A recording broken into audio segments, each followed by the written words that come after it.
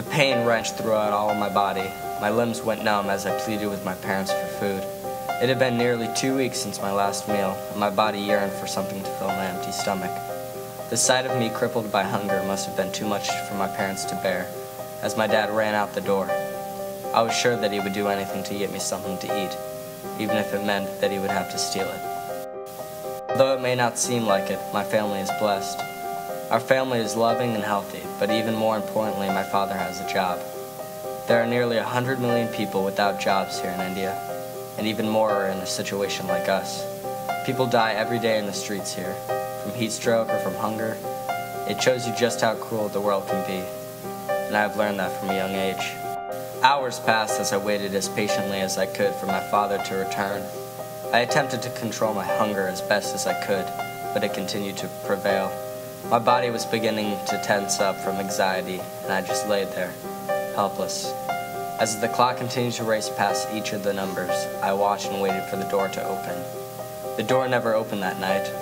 Nobody emerged from the dark abyss that was night to bring me my antidote. I could not fall asleep that night. Death stared into my eyes all night and pried them open after each attempt to fall asleep. My mother arose from her makeshift bed on the floor beside me. She looked frantically around the house until she knew she would not find him. After she had visited with our neighbors, she returned inside and began to cry. I did not know why at first, but then I connected the dots inside my mind. At first, I refused to believe it. I'm wrong, I would tell myself. I was confined to the couch where I laid, but I let out the loudest noise I could manage, calling for my mom. She rushed to my side. "What's the matter?" she questioned. "Where's Dad?" I asked, nervously. And with that question, rainfalls began to form underneath her eyes. "Daddy isn't coming home, sweetie," she choked out. The news struck a deadly blow, and I was lost. I could not comprehend what had happened. Could he have been caught stealing food? The food that was meant for me? Or was he attacked on the way home? Was this entirely my fault? I couldn't understand why somebody would do this to me.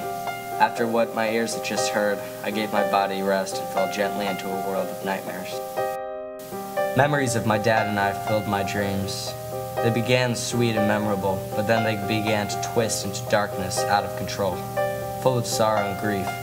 I wanted to wake up so badly, but I was not able to until my mom was shaking me awake.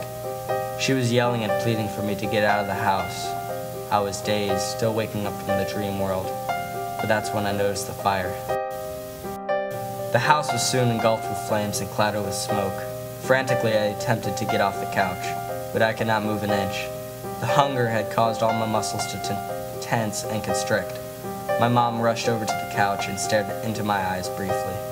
She realized I could not move, so she hurled me over her shoulder and moved as fast as she could to the door.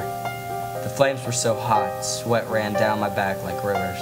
We reached the door, inches away from freedom. She tried to twist the handle, but something was wrong.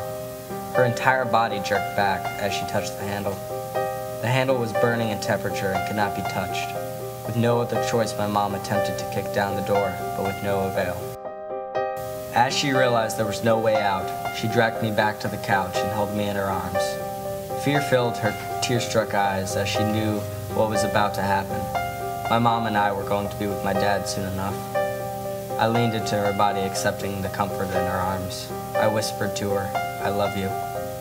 We held each other's gaze until the end.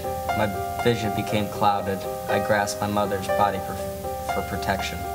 And then finally, everything went dark as I took my last breath.